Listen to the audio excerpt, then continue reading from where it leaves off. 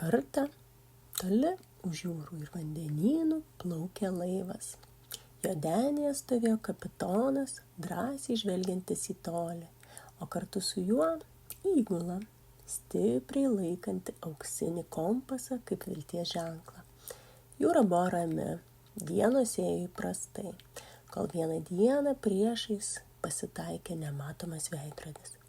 Jo nesimatė akimis, bet jis egzistavo visada, tylus, galingas it pasaulio riba. Tai buvo kvietimas į ypatingą kelionę, iš kurios grįžtama kitokiam, bet grįžtama. Laivas sustojo prieš veidrodį. Įgula nežinojo, ar drįsti pereiti, ar saugu. Kapitonas dvejojo, bet likimas nusprendė už juos. Laivas atsitrenkė į tą veidrodį. Kad nesudužtų jo trapio šviesos, jis pats ėmė skilti, svirti ant šonų ir grimzti į gelmę. Vandenyje kilo sumaištis. Žmonės šaukėsi pagalbos, jų rankos stipriai spaudė auksinį kompasą. Bet kol jie šaukėsi, kažkas nuostabaus įvyko. Jų maldos, jų meilė vienas kitam, jų bendra viltis sukūrė šventą šilumą vandenyje aplink juos. Šalia viso to plaukiojo milžiniški banginiai. Ant vieno jų kupros sėdėjo maža, bet labai stipri fėja vardu Viltė. Viltė turėjo ypatybę, ji mokėjo kalbėti be žodžių. Jos balsas eidavo tiesiai į širdį, raminančiai, švelniai, pilnas meilės. Ji buvo tylus sargas pasiruošęs padėti gydymo kelionėje.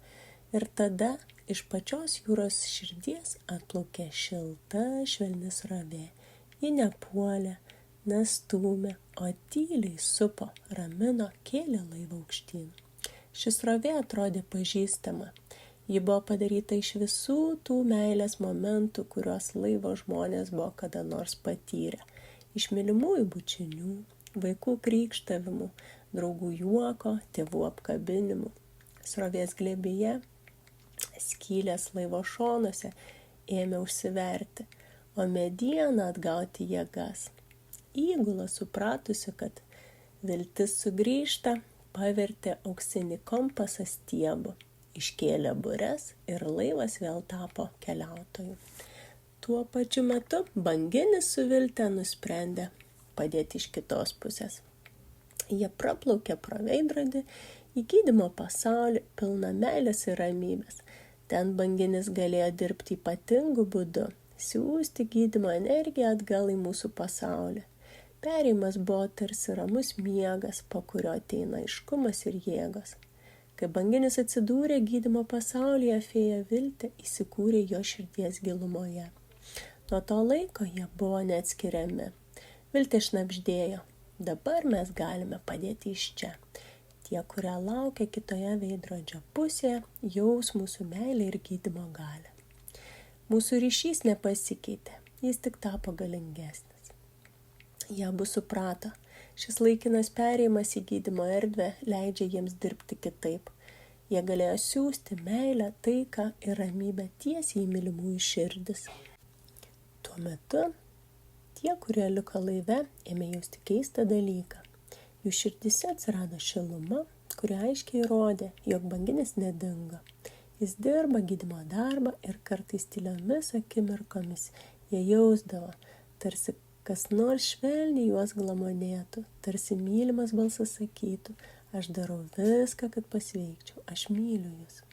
Laivas, kuris buvo miręs, virto gyvu banginiu. Jūra, kuri atrodė grėsminga, tapo švelni kaip gydančio vandens vonia. Veidrodis, kuris skyrė pasaulius, pavirto gydymo portalu. Ir kapitonas, ir įgula, ir net tie, kurie žiūrėjo iš tolo, žinojo, ši kelionė tai gydymo procesas.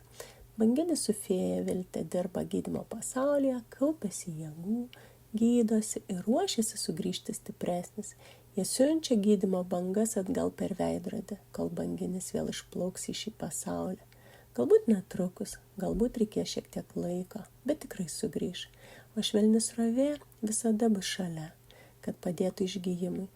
Ir štai didžiausia paslaptis. Kaskart, kai laive likę žmonės prisiminė banginį su meilė ir tikėjimu, kad jis gydosi, Jie prisidėjo prie tos šiltos srovės, kuri ramino ir skatino gijimą. Jų meilė tapo dalimi gydymo stebuklo.